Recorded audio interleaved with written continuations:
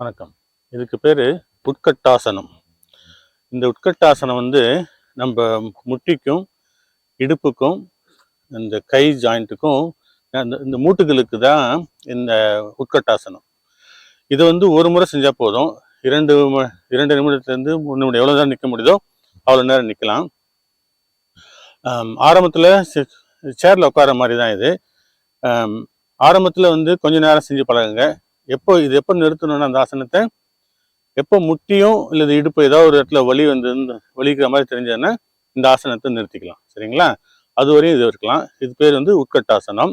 இந்த ஆசனம் வந்து ஓடுறதையோ அல்லது வந்து விரைவா நடக்கிறதையோ ரீப்ளேஸ் பண்ணாது. அதனால யோகாசனங்கள் வந்து அதோட பலன்கள் வந்து தனி. நம்ம செய்கிற ஃபிசிக்கல் எக்ஸசைஸ் வந்து தனி. கரலைக்கட்டையோ அல்லது ஜிம் ஒர்க் அவுட்டோ அல்லது வந்து வேகமாக ஓடுறதோ மெதுவாக வேகமாக நடக்கிறதோ அதெல்லாம். சரிங்களா?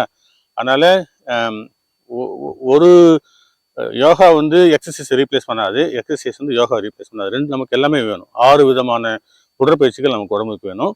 இது வந்து முக்கியமானது. சரிங்களா? யோகாவும் வந்து முக்கியமானது. வாரத்துக்கு குறைஞ்சபட்சம் 2 நாள் தினந்தோறும் பண்ணால் நல்லது. 2 நாள் 3 நாளாவது வாரத்துக்கு செய்ய பழகுங்க. கடலைக்கட்டைக்கு அப்புறமோ அல்லது கடலைக்கட்டைக்கு முன்னாடியும் செய்யுங்க. இப்போ இந்த ஆசனத்தை எப்படி செய்யறதுன்னு பார்க்கலாம். காலை வந்து சும்மா ஒரு அடிக்கு இருக்க மாதிரி வச்சுக்கோங்க. கை இப்படி நேராக வச்சுக்கோங்க. முதுகு முடிஞ்ச வரையும் நேராக இருக்கட்டும். இதே ஆசனத்தில் கொஞ்சம் நேரம் இருங்க.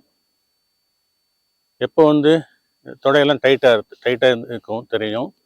எப்போ மூட்டு வலிக்குதோ, முட்டியோ அல்லது இடுப்போ வலிக்குதோ அப்போ வந்து நிறுத்திக்கலாம். ஒரு முறை செஞ்சால் போதுமானது.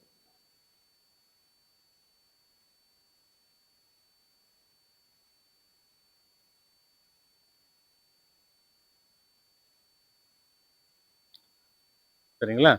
இதுக்கு பேர் வந்து உட்கட்டாசனம். ஆசனத்தை செஞ்சு பழகுங்க. கடலைக்கட்டை கூட சேர்ந்து உடம்புக்கு ஆரோக்கியமாக இருக்கும். 2 வாரம் பழகுங்க எல்லா ஆசனங்களும். அப்போ தான் அதோட பலன் உங்களுக்கு தெரியும். அடுத்த வீடியோ சந்திக்கிறேன். ரொம்ப நன்றி.